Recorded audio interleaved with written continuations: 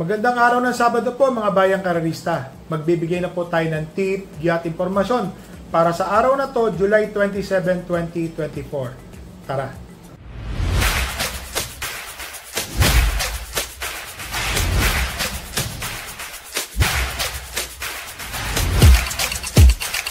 So mga bayang karerista, ngayong araw ng Sabado, meron pong hinandang 8 karera.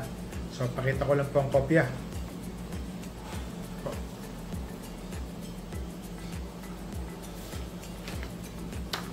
So, maganda po ang lineup. Ang start time po ng karera ay sa ganap na alas 3 ng hapon. So, dito po sa race number 1, 1,400 meter race, rating 5 split placer. So, sosolohin ko na po ito, entry number 2, Margot. So, ito pong si Margot. May 1.28 medya po ito sa same distance. Tapos tumakbo po nung huli, medyo nasa likod po siya, hindi po maganda yung salida. So sa tingin ko po ngayon, medyo gumaan po yung laban. Tingin ko malaki po ang panalo ni Margot. So dito po sa race number 1, 1 for the day, entry number 2, Margot. Dito no tayo sa race number 2, 28 to 33 ang ratings niyan, 7 runners po. First choice po, entry number 2, Wild is the Wind. Ito pong si Wild is the Wind, may mga takbo po ito na masyado nang malapit. Ang tercero, malapit po yan, segundo. Para sa akin po, malaki po ang panalo niyan. Ang second choice ko po, itong entry number 4, Black Star. Galing sa panalo po itong Black Star. Mainam po ang pinanalo ni Black Star. So, nanonood po yan ng kwarto pwesto. Pag-check po, pagdating sa rekta, laktas. So, gando rin po. Tingin ko po, medyo gando pong nanalo si Black Star. Marami pa. Ang third choice ko po dito, itong entry number 7, Miss Hibiki. Matuling kabayo po ito, si Miss Hibiki. So sa tingin ko, kaya niyang sundan si Asyong at si Grand Laughter. Sabay sadyak lang po ni Miss Hibiki. Baka mamaya po, mapabayaan. Si Miss Hibiki, kaya na po niyang sundan yung mga nasa unahan, mananalo po. So dito po sa race number 2, first choice po, entry number 2, Wild is the Wind. Second choice po, entry number 4, Black Star. Third choice po, entry number 7, Miss Hibiki. Dito na tayo sa race number 3, 16 to 21 split, 8 runners po. First choice po, entry number 8, Polite Bell. Siya po ang kinuha kong pampremera dahil marami pong matulin dito. Kagaya po ni Real Equity, Success of Times, Ginebra, and Bukawe Rivertown. Ito pong si Polite Bell, may tulin din po ito. So sa tingin ko, masusundan niya agad yung mga nag-uunahan. Pakauganto pong manalo. Tingin ko po malaki po ang panalo ni entry number 8, Polite Bell. First choice. Ang second choice ko po dito, itong entry number 1, Real Equity. Naalala ko kasi itong si Real Equity, meron po itong panalo na hindi na po inuna. Sumunod po ng tercero, pagdating po ng rektahan, last 400 meters, saka lang po kumuha ng unahan, tuloy-tuloy po, diretso sa pagkapanalo. So kung ganun po magiging diskarte ni Mark Alvarez, malaki rin po ang panalo niyan. Naglagay po ako ng third choice, yung lehitimong diremating kabayo na entry number 5, Snow White. Kung sakasakali nga na magkakaroon po ng killer pace itong mga nasa unahan na to, Snow White po dadating. 1,400 meters, angkop po ang distansya sa kanya, malaki po ang panalo. So dito sa race number 3, first choice po entry number 8, Polite Bell. Second choice entry number 1, Real Equity. Third choice po entry number 5, Snow White. So dito na tayo sa race number 4, mga bayang karerista. Rating 5, non-placer. First choice po entry number 3, Honey Rider. Kelvin Abobono ang papatong. Tingin ko malaki po ang panalo. Parati ho itong second and third na dumadating. Kaya lang, netong lately, alam nyo, hindi na ho natimbang. Napunta na ho sa non-placer. Pero may mga laban po itong malalakas, nakakwarto. So sa tingin ko po ngayon, no, may panalo po ito. Ang second choice ko po dito, ito magdadala ng marcha na entry number 1, Prince Arman. Kung hindi ho mapapahirapan si Prince Arman sa unahan, tingin ko po kaya na po niyang tapusin ang laban na to. So siya po ang aking napipiling second choice. Kaya nilagay ko po siyang second choice Nandiyan po kasi si Jumbo at saka si Super Hawk na isa ring matuling kabayo. So dito sa race number 4, first choice po entry number T, Honey Rider. Second choice entry number 1, Prince Arman. So dito na tayo sa race number 5, 10 runners po. 11 to 15 po ang ratings niyan. First choice po entry number 10, Mr. Brown. Si Mr. Brown po, tumapos po ito ng tersero. Dikit po ito kay Heroes del 96. Photo finish po sila ha, sa second place, pero tersero po siya.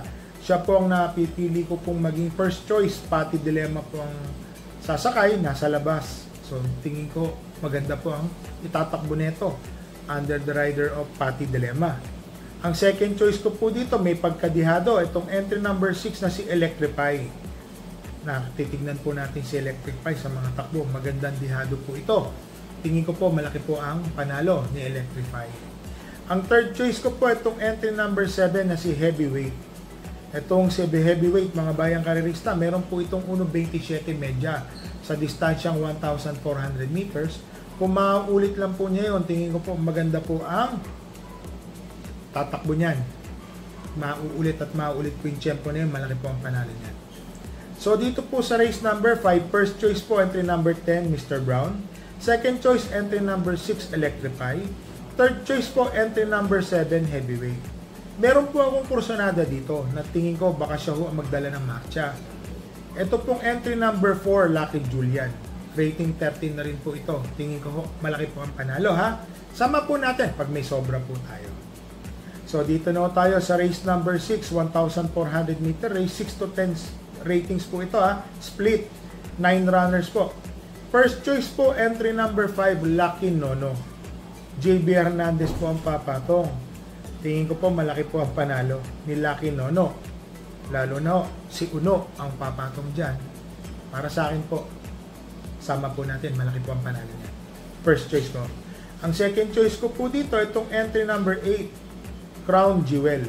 Si Crown Jewel po, medyo, alam niyo na, nung huling takbo niya, nung araw ng Maynila po ata yun, medyo hindi po maganda yan pinakita. Masyadong marami, masyadong malakas mga nakalaban. Ngayon po, tingin ko ho, magaan po ang laban. Nilagay ko lang ho siyang second choice, AR Ramos Pampapato, minus 3 kilograms.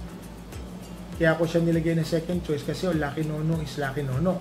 Tingin ko po, malaki po ang panalo talaga, no? Entry number 5. Kaya lang si Crown Jewel, may mga takbo po ito na 2 beses o 3 beses na segundo, malalakas po ang laban.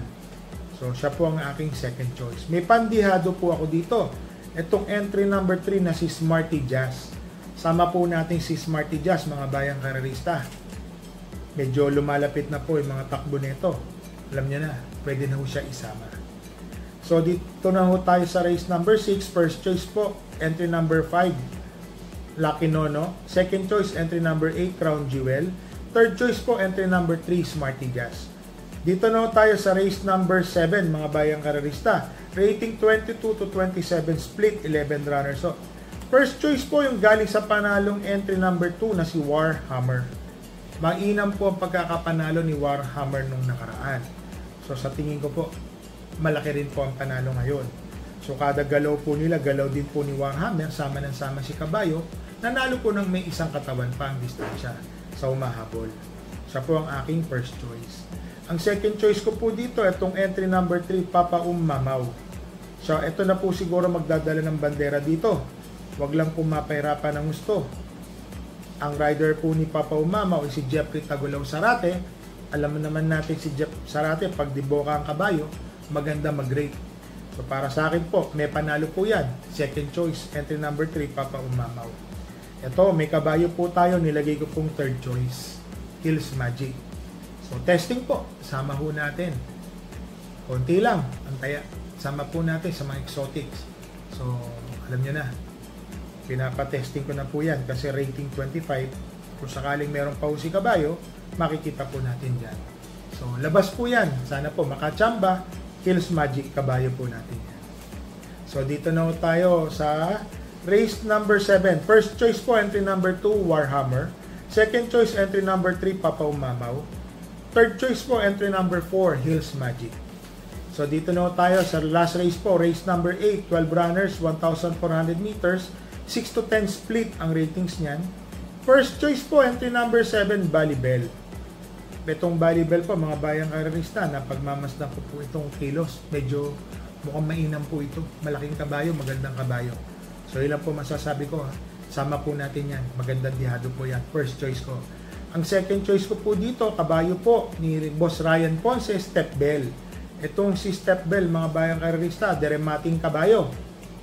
John Alvin Gusi ang papatong. Tingin ko, malaki din po ang panalo.